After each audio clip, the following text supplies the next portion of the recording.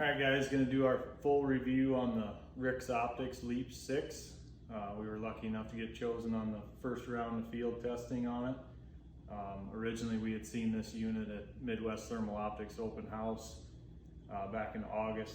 One of their reps was there and we took a look at the unit and looked pretty nice. So when the option came up to sign up to become a field tester, we signed up for it, and luckily enough we got chosen for it. So we've had a lot of fun here the last few weeks running it. Probably about 2.5 weeks of hunting on it.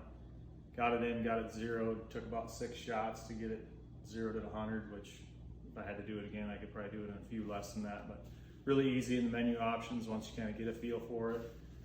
Button function, very fast to maneuver through all the menus and everything. Once got everything set, the optical zoom on it, to me, and especially for my kid was actually the first one to shoot a coyote with this when we took it out. For him to be able to have me just zoom in the scope quickly, get him a good sight picture, that worked very well for that without losing any resolution. So you can zoom in and out very quickly.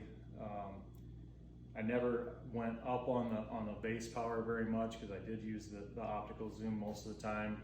Most any of the shots were 150 to 100 yards. So that was a really nice feature of it. Another thing I really liked about it was the recoil activated video. For me, I don't always remember to hit record, and sometimes things happen so fast. So that's been nice to make sure you always get the footage. Had zero issues with any false set-offs with that or anything like that. Battery life runs on 18650 batteries. Liked that a lot. I ran it in standby mode when I wasn't using it. I didn't push the limit of how far it would go before it went dead. I was always switching it out. Probably I would swap out a battery about every 4.5, 5 hours, and it still showed that it had life. But leave a charger in the truck as we're going and just swap a battery out. It literally takes 2 seconds. Like I said, button function, everything's really simple. Photo, 1 shot. Record, 1 shot if you want to video at 1 shot there. To get into the menu options, scroll the wheel, brings up everything, top, selects everything. Real simple on function. The app worked fine, loading all the videos worked great.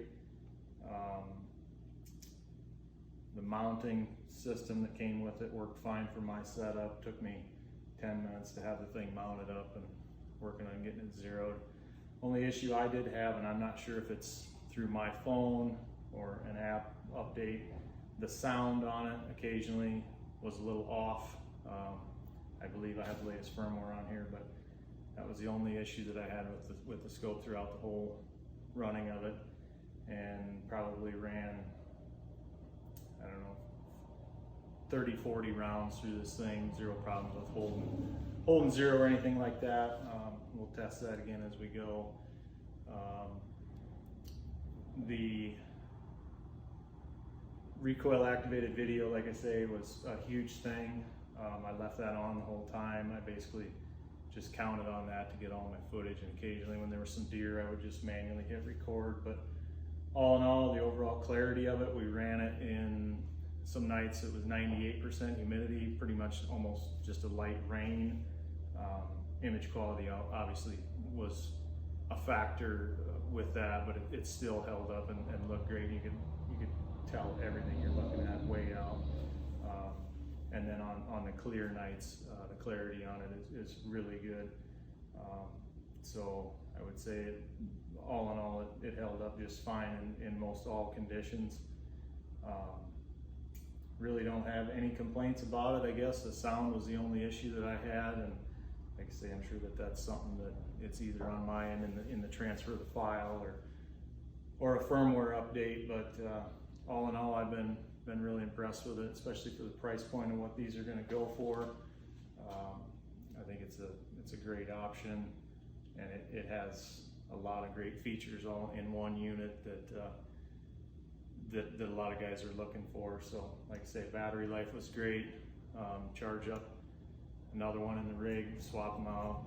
You know, he might have got 6-7 hours out of one, I'm not sure, but I'd always run it on standby and plenty of life on 2 batteries for as much hunting as we go from sunset till 3, 4, 5 in the morning, whatever it is. But other than that, like I say, it's been great.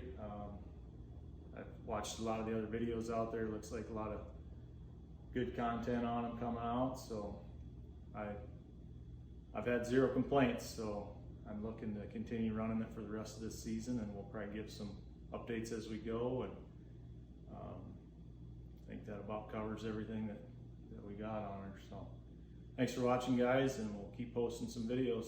Thanks a lot.